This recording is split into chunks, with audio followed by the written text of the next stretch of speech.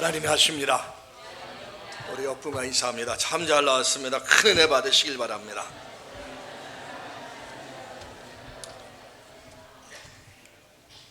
이 땅에는 많은 교회 있는데 이렇게 하나님의 교회에서 또 이렇게 함께 예배 드린다는 것이 참 복이고 은혜입니다.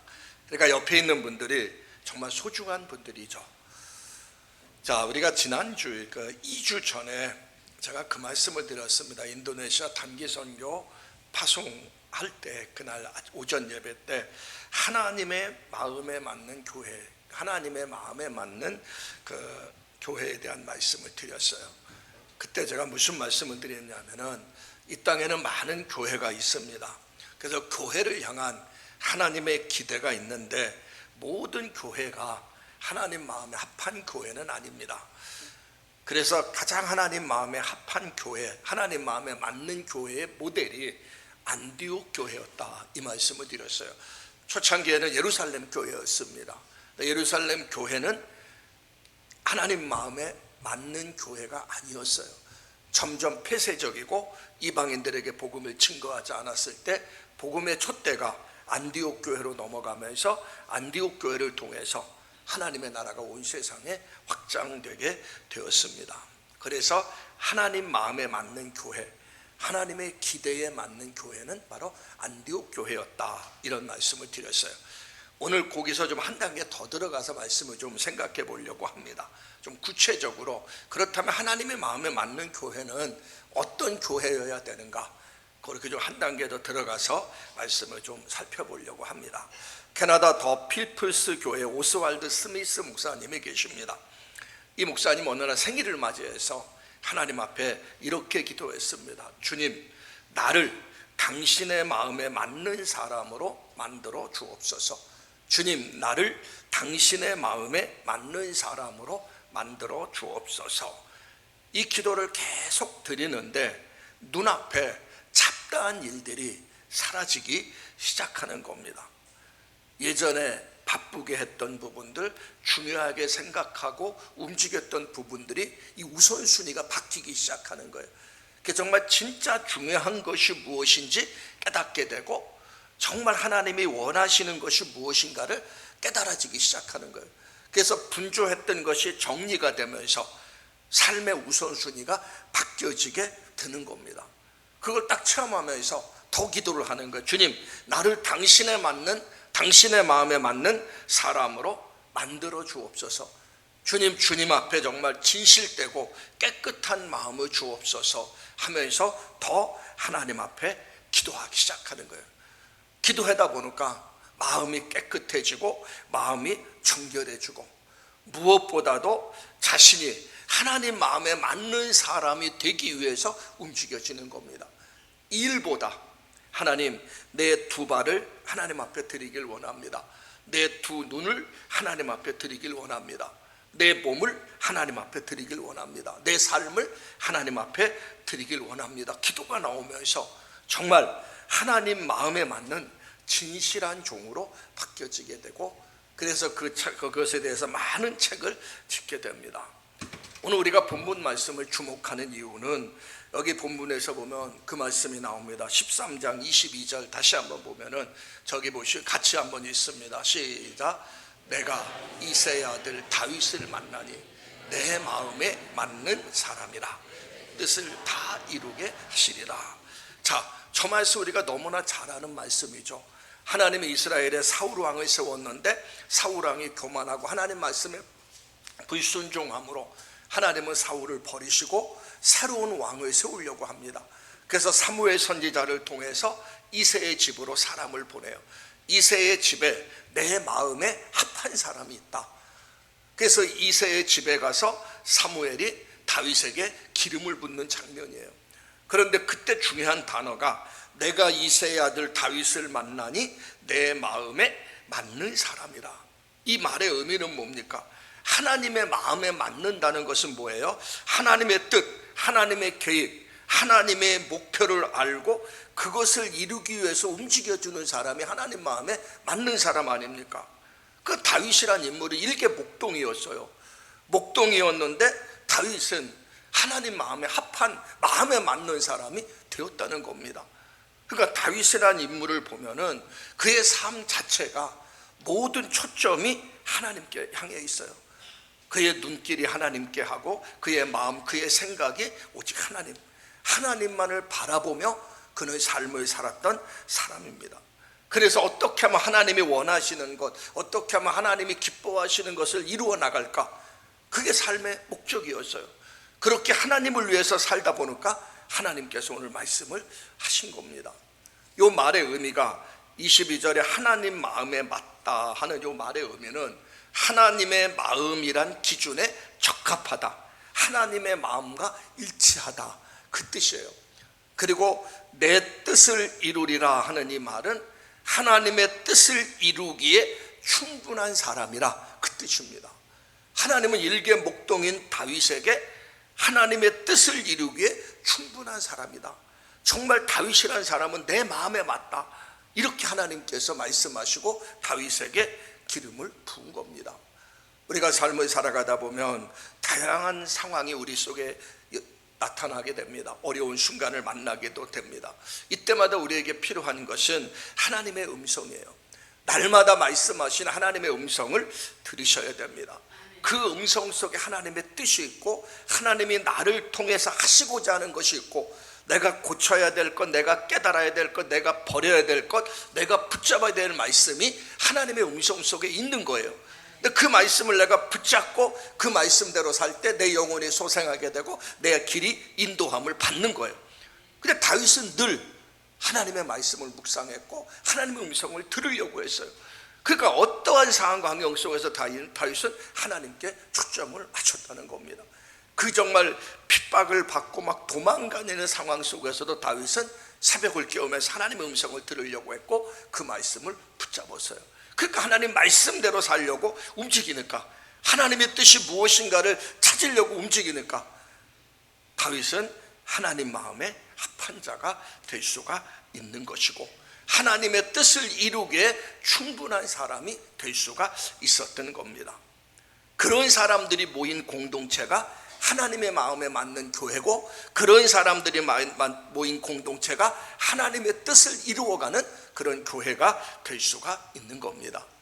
우리 교회는 바로 하나님의 마음에 맞는 교회, 하나님의 뜻을 이루어 나가는 그런 교회가 되어야 된다는 것이죠.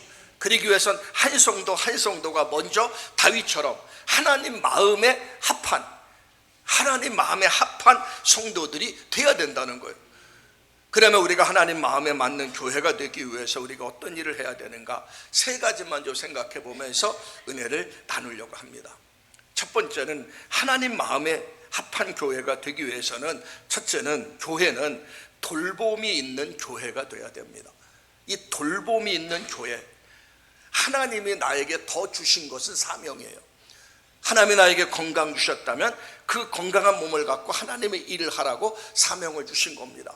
하나님이 나에게 다른 사람보다 더 많은 물질을 주셨다면 그 물질을 갖고 하나님의 일을 하려고 하나님이 나에게 물질을 주신 거예요.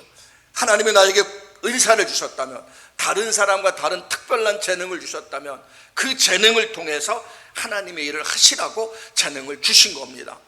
그걸 썩혀 먹으면 안 돼요.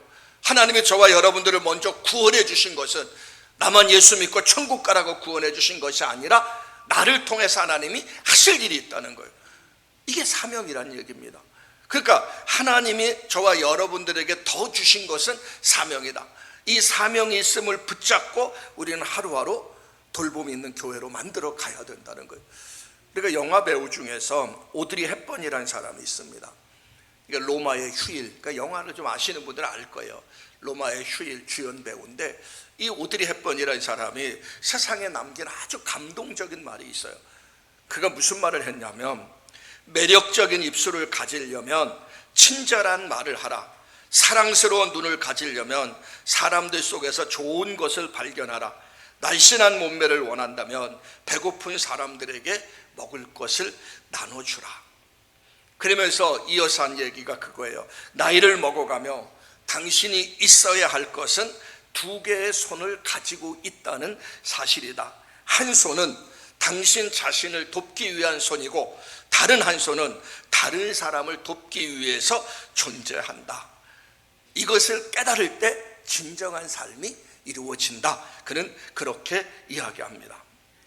오드리 헵번은 2차 대전 당시에 태어나고 굶주림 가운데 성장을 했습니다. 그래서 결국은 영화 배우가 되고 위대한 배우가 됐는데, 그가 어느 날 아프리카 아이들이 정말 굶주림 가운데 죽어가고 병들어 치료받지 못한다는 소리를 듣게 됩니다. 그래서 그는 그 소리를 듣자마자 자신의 몸을 불사르기 시작해요. 아프리카 건너가서 살면서 아이들을 먹이고 입히고 치료해주는 일들을 감당하기 시작합니다. 죽을 때까지 암으로 고통을 당했지만 그 고통을 안고 아이들을 돌보기 시작해요. 유니세프 친선 대사로 아이들에게 일생을 바치게 됩니다. 그는 미국 사람들이 그녀를 무척 존경했어요. 그래서 미국 영화 100년 역사 중 가장 뛰어난 100명을 선정했는데 그 중에 오드리 헵번이 세 번째를 차지하게 됩니다. 그만큼 그는 그의 생애를 돌봄의 사역으로 그의 생애를 온전히 바쳤습니다. 그는 외모보다 내면이 더 아름다운 돌봄의 마음을 가지고 있었던 사람입니다. 우리가 진정한 그리스도인은 속사람이 아름다워야 됩니다. 돌보는 마음이 있어야 됩니다. 예수를 믿고 구원 받았음에도 불구하고 이기적이고 자기중심적인 신앙생활하는 것은 잘못 믿는 거예요. 정말 제대로 예수를 믿는다면 우리의 가슴 속에 이웃을 향한 마음이 열려야 되고 돌보는 마음이 있어야 됩니다. 성경은 그걸 정확히 지적을 해요. 야고보서 1장 27절 말씀 같이 있습니다. 시작. 정결하고 더러움이 없는 경건은 고아와 과부를 그 환난 중에서 돌아보고 자기를 지켜 새 속에 물들지 아니하는 이것이라. 자, 말씀을 그대로 또 보세요. 하나님 아버지 앞에 정결하고 더러움이 없는 경건은 뭐냐? 예배 열심히 드리고 헌금 잘 내고 금식 기도하고 그런 게 아니란 얘기입니다. 그건 구원받은 자의 종교의 행위고, 구원받은 자가 속사람이 변화돼서 삶의 현장 속에서 저 말처럼 고아와 과부와 환난 중에 있는 사람을 돌보는, 그게 하나님 보시기에 아름다운 경건한 삶의 모습이란 얘기입니다.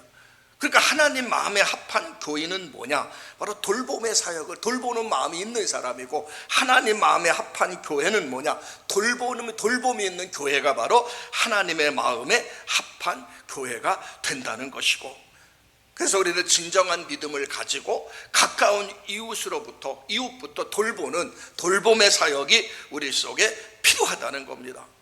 우리 교회가 9월 달에 이제 호스피스 사역을 시작하려고 하는 이유가 바로 거기에요. 우리가 돌보자는 거죠. 정말 마지막에 임종을 앞두고 언제 죽을지, 최근에 며칠 전에도 제가 아는 분이 이제 거기 호스피스에 들어갔어요. 일주일 전이죠. 근데 어제 연락이 왔습니다. 사망했다고. 호스피스 병원에 딱 들어가면은 길어야 28일이에요. 말기암 환자들이 정말 죽을 날을 기다리면서 천국을 소망하면서 그들이 거기서 어떤 사람은 들어가는 날 돌아가시고, 어떤 사람이 일주일 만에, 어떤 사람은 2주 만에 돌아가시고, 물론 한 달 넘는 분도 있을 거예요. 그러나 평균 28일이라고 합니다. 그럼 28일 동안 그들에게 복음이 들어가야 돼요. 그래서 예수 믿는 사람은 천국 소망 가면서 신앙생활해야 할 수 있는 것이고, 안 믿는 사람은 거기 와갖고 복음을 듣고 하나님 나라 가게 하는 것이고, 그 사역이 바로 호스피스 사역입니다. 그러니까 다양한 봉사 영역이 있어요. 그러니까 우리 교회가 이제 호스피스 사역을 하고 돌봄의 사역을 해야 되는데, 우선권이 정해지지 않으면 아내는만 못합니다. 그러니까 쉽게 말하면 시간이 되면 하고 시간이 안 되면 안 되고, 이런 식으로 하는 게 아니고 삶의 우선순위가 딱 정해져야 됩니다. 아까 오스왈드 목사님처럼 기도하는 것이 하나님 마음에 합한 사람, 진실한 사람의 삶의 우선순위가 딱딱 정리돼서 먼저 할 것과 나중 할 것 딱 구별될 때 진정한 사역이 이루어질 수가 있는 겁니다. 돌보는 마음을 가진 성도들이 존재하는 교회가 바로 하나님 마음에 합한 교회다. 자, 이제 두 번째입니다. 둘째는 섬김이 있는 교회가 되어야 됩니다. 그러니까 섬김이 있는 교회. 로렌스 형제들이 지은 책이 있어요. 근데 거기 로렌스 형제가 있는데, 그 브라더 로렌스라는 사람이 어느 날 싸움 잘하기로 소문난 수도원의 원장으로 임명을 받아서 수도원에 부임을 합니다. 그래서 그 싸움 잘하기로 소문난 그 수도원의 문을 딱 두드리니까 젊은 수도사들이 막 몰려 나왔어요. 젊은 수도사들이 몰려 나와서 백발이 성성한 노 수도사가 서 있는 것을 보고 그렇게 이야기합니다. 노 수도사가 왔군요. 어서 식당 가서 접시나 닦으시오. 그러니까 처음 부임한 수도사가 그런 일을 하는 것이 그 수도원의 전통이었습니다. 그 노 수도사는 수도원의 문제가 여기에 있음을 발견한 것이죠. 근데 노 수도사는 그렇게 하겠습니다 하고 곧장 식당으로 갑니다. 한 달이 지나고 두 달이 지나고 세 달 동안 접시만 닦아요.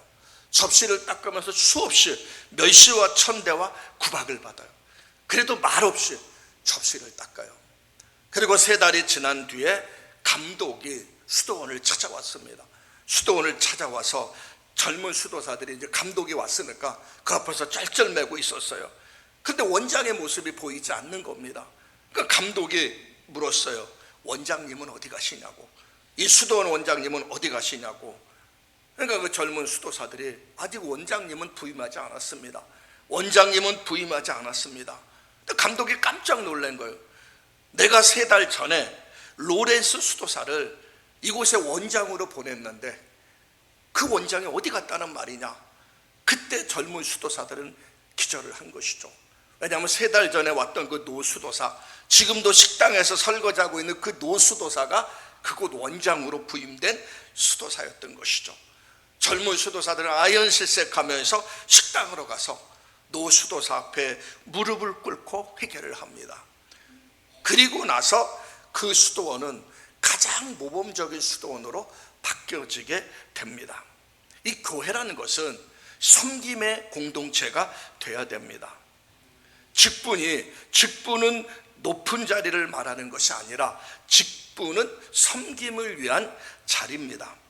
대부분이 오해하는 것 중에 하나가 섬김에 대해서 오해하는 부분들이 있어요. 그게 뭐냐면 나이를 많이 먹으면 어린 사람에게 섬김을 받아야 된다고 생각합니다. 높은 자리에 올라가면 아래에 있는 사람들에게 섬김을 받아야 된다고 생각합니다. 또한 섬기는 것은 부끄러운 일이고 섬김을 받는 것이 영광스러운 일이라고 생각을 합니다. 근데 이런 사고방식이 있는 공동체는 메말르게 돼 있어요. 아름다운 공동체가 될 수가 없습니다. 예수님이 하신 말씀을 보세요. 마가복음 10장 45절 예수님이 저 말씀을 했죠. 같이 읽습니다. 시작. 인자가 온 것은 섬김을 받으려 함이 아니라 도리어 섬기려 하고 자기 목숨을 많은 사람의 대속물로 주려 함이라. 예수님이 이 땅에 오신 목적이 뭡니까? 섬김을 받으려고 온 게 아니라 섬기려고 오신 거예요. 만왕의 왕이신 하나님 아들 예수님이 하늘 보좌를 버리시고 낮고 천한 이 땅에 인간으로 오셔서 그는 섬기려고 이 땅에 오신 겁니다. 그래서 예수님이 공생의 3년 동안에 계속 섬김과 사랑과 봉사의 메시지를 전해요. 근데 예수님을 따르던 제자들은 예수님 말을 들으려고도 하지 않아요. 예수님이 왕으로 등장을 하면 자기들도 높은 자리에 올라갈 것이다, 그렇게 생각하면서 그들을 섬기려고 하지 않습니다. 그래서 예수님의 십자가를 지기 위해서 예루살렘으로 갈 때도 서로 누가 더 높은 자리에 올라갈 것인가 싸움을 하게 되고, 마지막 성만찬 자리에서도 그들은 서로 누가 높은 자리에 올라갈까 다퉈요. 유대인들은 이 만찬을 하게 되면 그 만찬 자리에 반드시 먼저 선행되는 것이 하나가 있어요. 그게 뭐냐면 발을 씻겨주는 겁니다. 그 집안의 가장 천한종이 등장을 해서 발을 씻겨줘야 됩니다. 그래서 그 만찬 자리에 12명의 제자가 있으면 그 제자 중에서 한 사람이 나서서 발을 씻겨줘야 돼요. 그런데 제자들은 서로 자기들 다 높은 자리에 올리려고 하니까 어느 누구도 움직이지 않아요. 그때 예수님께서 스스로 낮아져서 제자들의 발을 씻깁니다. 그러면서 예수님이 하신 말씀이 있죠. 내가 선생으로서 스승으로서 너희들의 발을 씻겼으니 너희가 이것을 행하면, 이것을 알고 행하면 복이 있다. 그대로 하라고, 섬김의 삶을 살라고 예수님이 말씀했지 않습니까? 우리 기독교는 섬김의 공동체예요. 신앙의 연조가 깊으면 깊을수록 섬김이 많아져야 되고, 직분을 받으면 받을수록 더 섬기는 자가 돼야 되고, 믿음이 좋아지면 좋아질수록 더 섬기는 자가 돼야 되면, 이게 바로 기독교입니다. 근데 오늘날 이것이 정반대가 되지 않습니까? 직분이 받으면 받을수록 섬김을 받으려고 하고, 신앙생활이 오래되면 오래될수록 이제 젊은 사람들이 하라고 하면서 일을 안 하려고 하고, 그러면서 항상 그렇게 하지 않습니까? 진짜 교회는 섬김의 공동체가 될 때 그 교회는 은혜로운 공동체, 아름다운 공동체가 될 수가 있는 겁니다. 어느 군목이 이런 간증을 했습니다. 군목이 이제 사단 군목인데, 이제 사단장이 부임을 했어요. 근데 이 사단장은 예수 잘 믿는 사단장이에요. 군목을 딱 찾아와서 군목에 그렇게 이야기합니다. 군목님, 제가 이제 여기 새로 부임했는데 제가 주일날 나올 때 무엇으로 봉사할까요? 그러니까 이 군목도 대단한 사람이죠. 사단장이 이렇습니다. 주보 갖고 나눠주시라고. 근데 별두개 사단장가 믿음이 참 좋은 사람이었어요. 군목의 제안에 예 알겠습니다. 그 다음 주부터 이 사단장이 예배 자리에 일찍 나와갖고 주보를 나눠주기 시작해요. 그것이 소문이 퍼지기 시작합니다. 소문이 퍼지기 시작하면서 수많은 군인들이 그 사단장의 섬김의 행동 때문에 교회를 나와요. 주보 나눠주는 사단장을 보기 위해서. 그러다가 믿음이 생기고 사단교회는 놀라운 부흥의 역사가 일어납니다. 만약에 젊은 이등병이, 젊은 병사가 주보 나눠주면 이런 역사 안 일어나요. 그러나 사단장이 낮아져서 섬김의 헌신을 보여니까 놀라운 역사가 일어난 겁니다. 교회는 섬김의 공동체가 돼야 됩니다. 그럴 때 그 교회가 아름다운 공동체로 세워져 나갈 수가 있는 거예요. 우리 교회도 섬김의 공동체로 만들어 가시기를 주의 이름으로 축원합니다. 이제 세 번째입니다. 세 번째는 영혼을 살리는 교회가 돼야 됩니다. 우리가 지난주에 2주 전이죠. 안디옥 교회가 하나님 마음에 합한 교회가 되어서 선교사를 파송했다, 이 말씀을 드렸습니다. 하나님 마음에 합한 교회는 뭐냐? 영혼을 살리는 교회입니다. 그곳에 교회가 세워진 이유는 뭐냐면, 그 교회를 통해서 영혼 구원의 위대한 역사를 이루기 위해서 하나님이 교회를 세워주신 거예요. 영국에 가보면 웨스트민스터 사원이라고 있습니다. 그러니까 성공의 대성당이나 마찬가지죠. 이 웨스트민스터 사원은 정말 수백 년의 역사를 자랑합니다. 아름답고 웅장한 교회입니다. 영국 왕이 대관식을 그곳에서 열리고, 그 웨스트민스터 사원 출신 유명한 인사들이 많아요. 그러니까 지금은 이제 웨스트민스터 그 사원이 그 교회죠. 그 교회가 관광지가 돼버렸어요. 수많은 사람들이 거기 와서 그것을 돌아보고, 너무나 웅장하고 화려하고 전통이 있으니까. 그러니까 그 안내인은 정말 사람들이 오면 안내를 해요. 우리 교회가 과거 이렇게 하면서 이 교회가 웅장하고 화려하고 영광스러운 걸 막 얘기를 합니다. 그런데 한 번은 미국 감리교인이 한 명이 거기 이제 그 팀을 이뤄서 그 웨스트민스터 사원에 방문했어요. 또 그렇게 막 설명하니까 질문을 딱 던집니다. 안내인님, 잠깐만 멈춰, 제가 질문 하나 던지겠습니다. 그렇다면 이 교회를 통해서 지금까지 구원받은 사람은 얼마나 됩니까? 구원받은 영혼은 얼마입니까? 말을 못하는 거예요. 왜? 이미 웨스트민스터 사원은 신앙이 완전히 딱 끊어져 버렸걸래. 그래서 관광객이 전래됐지, 영혼 살리는 교회의 이미지는 이미 사라져 버렸어요. 교회는 영혼을 살리는 교회가 되어야 됩니다. 교회 사명은 전도에 있는 것이고, 구원받은 성도의 사명도, 교회 사명도 전도에 있는 겁니다. 그러니까 우리가 무의식적으로 우리 입에서 나오는 말이 영혼 구원이 돼야 됩니다. 그럼 물론 우리가 신앙생활하면서 전도는 무관심해요. 영혼 구원에 대해서 무관심합니다. 여러분, 주일날 올 때 혼자 오지 마세요. 반드시 주변에 믿지 않는 영혼들, 안 나오는 영혼들 연락하고 관심 갖고, 그러면서 함께 예배드리는 이런 공동체가 아름다운 공동체가 되는 거예요. 영화 중에서 신들러 리스트라는 영화가 있습니다. 이 신들러라는 사람은 사업가입니다. 독일의 사업가입니다. 2차 대전 중에 2차 대전 중에 이제 사업을 하는데 그 식기 공장, 냄비와 식기를 만들고 또 이제 군수품을 만들어서 판매하는 공장 사업가예요. 근데 이분이 이제 사업을 하면서 돈을 벌기 시작하는데 이렇게 보니까는 많은 유대인들이 정말 가스실에서 죽어가는 이런 상황을 보게 된 겁니다. 홀로코스트죠. 그래서 죽어가는 모습을 보게 돼요. 그런 대학살 가운데 이 신들러 리스트가 견딜 수가 없어서 그 직원들을 끄집어내서 자기 회사의 직원으로 채용을 합니다. 돈을 주면서. 그러다 보니까는 그곳에 직원으로 오면 가스실에서 안 죽어요.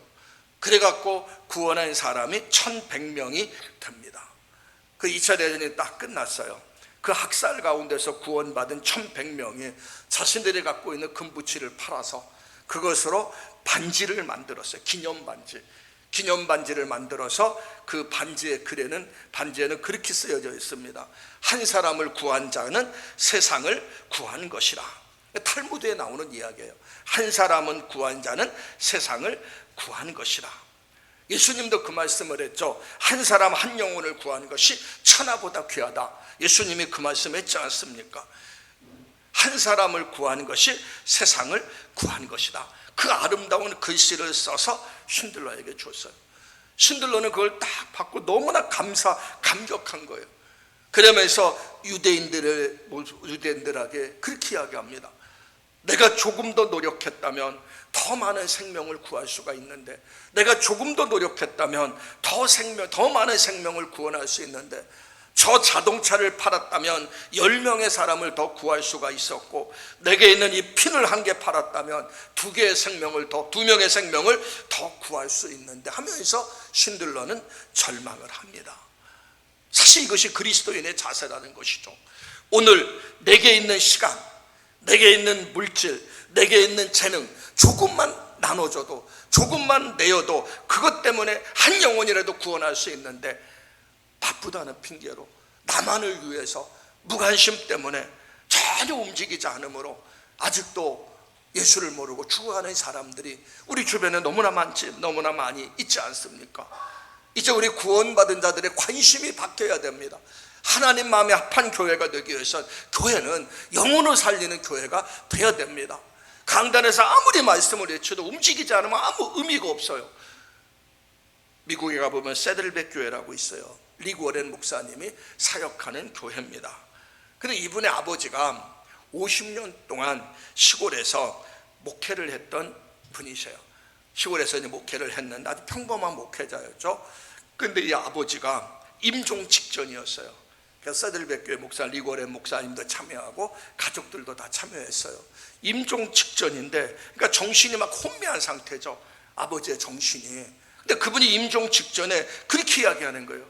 예수님을 위해서 한 명의 생명이라도 더 구해야 되는데, 예수님을 위해서 한 명의 생명을 더 구해야 되는데, 이 말을 비몽사몽간에 계속 외치는 거예요. 그 1시간 동안 100번 이상 그 말을 외쳤다고 합니다. 예수님을 위해서 한 영혼이라도 더 구해야 되는데, 그리고 나서 리고렌 목사님의 머리 위에 손을 얹고 그렇게 기도했다고 합니다. 한 명의 영혼이라도 더 구해라. 한 명의 영혼이라고 더 구해라. 그리고 이분이 세상을 떠났어요.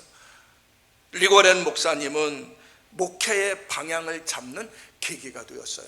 자기 아버지의 마지막 임종 직전에 100번 이상 한 얘기, 예수님을 위해서 한 명이라는 사람도 더 구해야 되는데, 예수님을 위해서 한 명이라는 사람도 더 구해야 되는데 한 명의 영혼을 더 구해라. 이 말 한마디가 그의 목회의 방향을 결정하는 계기가 되었고, 그 세들백 교회를 세우고 그 2만 명이 넘는 많은 영혼을 구원하는 위대한 사역을 하였던 겁니다. 우리는 정말 마지막에 나가 숨을 거두면서 무슨 말을 남기고 싶겠습니까?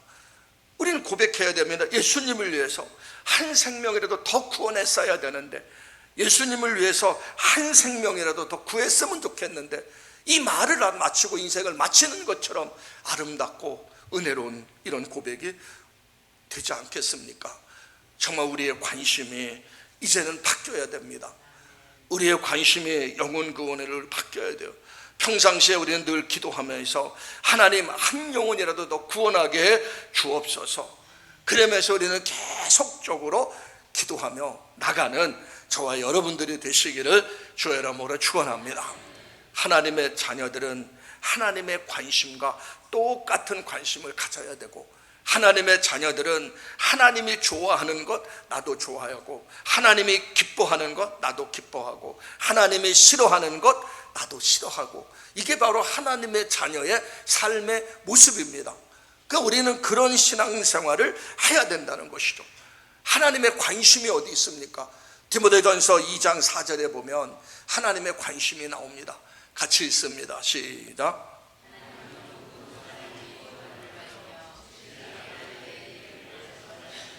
자, 하나님이 분명히 원했지 않습니까? 하나님은 모든 사람이 구원을 받으며 진리에 아는데 이르기를 원하노라.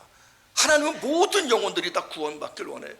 그래서 우리 인간을 구원하기 위해서 예수님을 이 땅에 보내셔서 십자가의 대속제물로 죽게 하신 것이고, 저와 여러분들이 먼저 예수 믿고 하나님의 자녀가 되게 하신 겁니다. 그러니까 하나님의 관심은 영혼 구원이에요. 하나님 마음이 아파한 그런 성도들이 되시기를 주의 이름으로 축원합니다. 이제 결론입니다. 오늘 말씀의 제목은 그거예요. 하나님 마음에 맞는 성도, 하나님 마음에 맞는 교회가 되기를 우리는 소명을 해야 됩니다. 그동안 우리는 신앙생활하면서 내 마음에 맞는 교회를 찾으려고 했습니다. 그래서 내 마음에 맞지 않으면 불평원망할 때가 많았어요. 신앙의 중심은 내가 아니에요. 내가 아니고 하나님이십니다. 내 마음에 맞는 교회가 아니라 하나님 마음에 맞는 교회가 되어야 된다는 거예요. 그 하나님 마음에 맞는 교회가 되기 위해선 하나님의 마음을 알아야 된다는 겁니다. 그러니까 오늘 본문에서 분명히 나왔지 않습니까?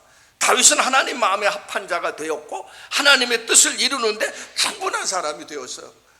우리 한 사람 한 사람도 하나님 마음에 합한 사람이 되어서 나를 통해서, 내 교회를 통해서 하나님의 뜻이 이루어지기를 소망하는 그런 하나님의 자녀들 되시기를 바랍니다. 오늘 본문의 말씀은 세 가지였죠. 믿음으로 돌보는 교회가 되어야 된다.